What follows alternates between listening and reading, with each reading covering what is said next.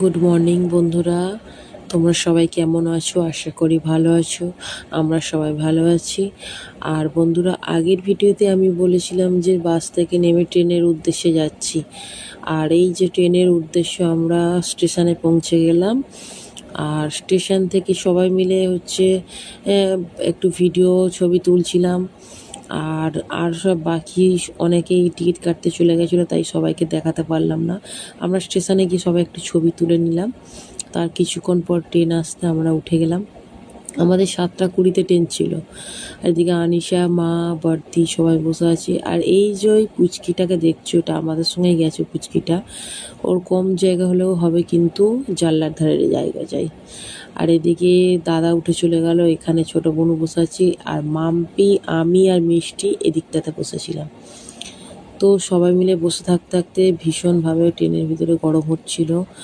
তো বেশ কিছুটা বসার পর আমি আর ছোট বোনু গেটের ধারে গিয়ে দাঁড়ালাম। গেটের ধারে হাওয়াটা বেশি লাগছিল আর ভালো লাগছিল খুব। বাইরের প্রকৃতির দৃশ্যটা দেখতেও খুব ভালো লাগছিল। আর সব থেকে বেশি ভালো লাগছিল কখন বলো তো, পাশ দিয়ে যখন ট্রেনটা যাচ্ছিল। তো বন্ধুরা, বেশ কয়েক ঘন্টা পর আমরা নেমে গেলাম। তো কোথাও নামলাম দেখো তোমরা? হ্যাঁ, ঠিকই দেখছো, আমরা নৈহাটিতে নেমেছি। কারণ নৈহাটি বড় মার কাছে আমরা পুজো দিতে এসেছি। তো তোমাদের এতক্ষণ বলিনি, এই এখন বললাম। আর নৈহাটি স্টেশনটা মোটামুটি খুব ছোট না, বড়ই।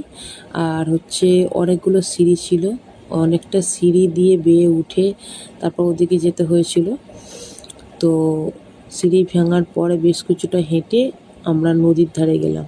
তো বন্ধুরা, আমি অনেক নৈহাটির ভিডিও দেখেছিলাম, অন্যান্যদের ভিডিওগুলো, কিন্তু কেউ এই নদীটা দেখায়নি, বা নদী আছে এটা আমি জানতাম না। কোনো ভিডিওতেই দেখায়নি যে নদী আছে, তাই আমি জানি না যেখানে নদী আছে।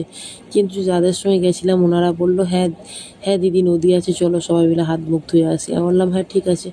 বলে নদীর ঘাটে গেলাম, হাত মুখ ধুলাম, একটু হাতে জল দিলাম, একটু ছবি টবি তুললাম। আর দৃশ্যটা খুব ভালো লাগছিলো, দেখো লঞ্চ যাচ্ছে, বেশ ভালোই লাগছিলো, পরিবেশটাও খুব সুন্দর। তো ওইখান দিয়ে হয়ে আমরা ডালা সাজিয়ে মায়ের পুজোর উদ্দেশ্যে চললাম। তো একটু পরের ভিডিওতে পুজো দেখাচ্ছি তোমাদেরকে। ততক্ষণের জন্য ভালো থেকো, সুস্থ থেকো।